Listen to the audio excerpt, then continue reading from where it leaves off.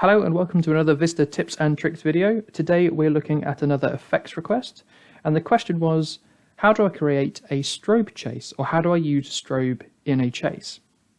So there are a few ways I like to do this. I'm going to show you kind of the easiest way, and then I'm going to show you the way that I personally like to do it that kind of accentuates the fact that we're using a strobe chase.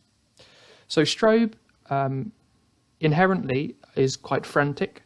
It's fast and can look messy when used in an effect, so we need to do a few things to tweak it so it looks like a proper chase, and we can tell what is strobing and what is not strobing. The same way with a dimmer chase, we want to see what's coming up and chasing on and then going off again. That's how we know something is chasing. So with strobe, it can be a little bit more tricky because of the nature of it. So the first way I would create a strobe chase is simply go to one of my effects. So let's go to my presets first. We're going to select our spots, we're going to bring them down stage, then we'll go to my effects lists, bring them on and create a chase. I'm then going to go to my effects masters and then just bring that down. And in my last Busking with Vista extras video, I showed you how to create a strobe rate fader. So for these spots, I will be able to bring in strobe underneath this chase, either slow or very fast. And this is a basic strobe chase. We have a dimmer chase running that is also strobing at the same time. But if we want to get it a little bit neater and a little bit fancier than that, what we can do is create our own effect. So I'm going to stop this effect here. By the way, if you want to know how to create an effects layout like this or a presets layout like this, I have a whole Busking with Vista series, so go and check that out if you haven't seen how to do this yet. So when creating a strobe chase, there's a few ways to do it.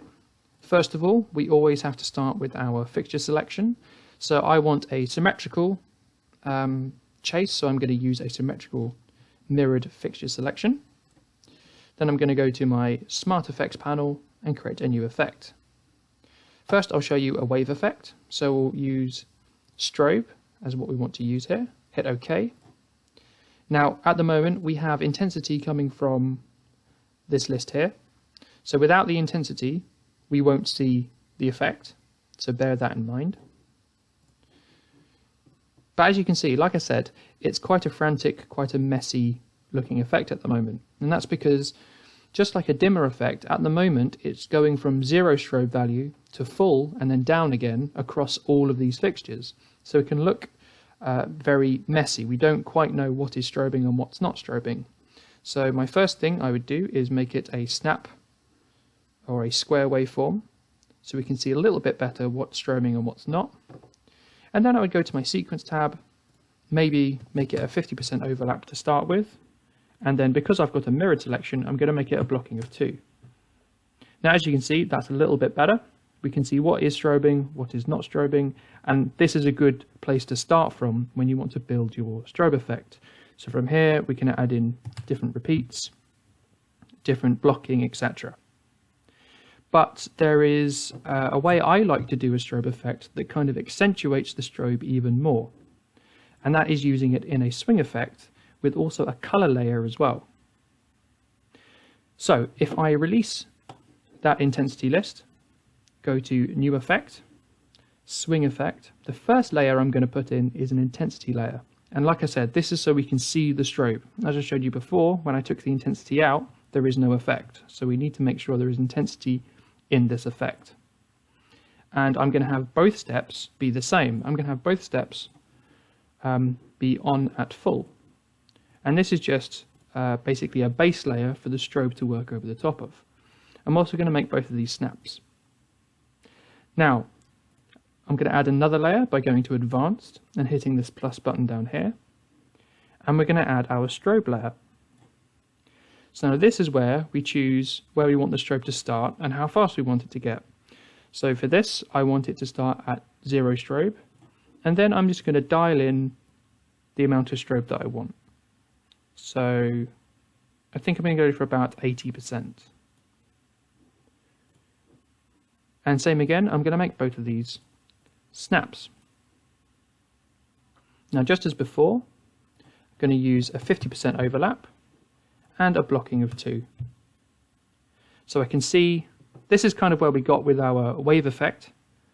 So we have a blocking of 2, so we've got a nice symmetrical effect, and we have the strobe going from 0 to 80%. Now this is nice and all, and it works, but there's one more thing we can add to accentuate the fact that we're doing a strobe chase, and that's to add some color to this. So I'm going to go to Advanced again and add another layer, and this time I'm going to choose Color Mix. Now, using Color Mix means that we can have our first step, which is also the strobe off, be a deeper color, and the second step, which is our strobe on, be a brighter color, accentuating the fact that the strobe is chasing. So again, make both steps snaps, and on the first step I'm going to choose like a UV, and on the second step I'm going to keep it open white. And as you can see already, that's a much nicer strobe chase. We can see which lights are not strobing, we can definitely see which lights are coming on and strobing, and we get this nice color change as well. So this is how I would incorporate strobe into an actual effect if I was going to chase it. And as always, we can set it to per fixture or per cycle and attach it to a Speedmaster. So we can make this faster or slower as we want. And obviously, you can change the colors to be whatever you like.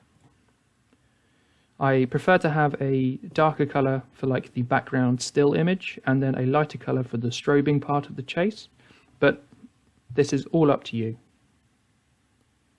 I hope you've enjoyed this video, and I hope I've shown you a few kind of new things, especially with multi-layered effects here. You can add as many parameters as you want and change them in any way you want. This is a very powerful tool, so please have a go at that.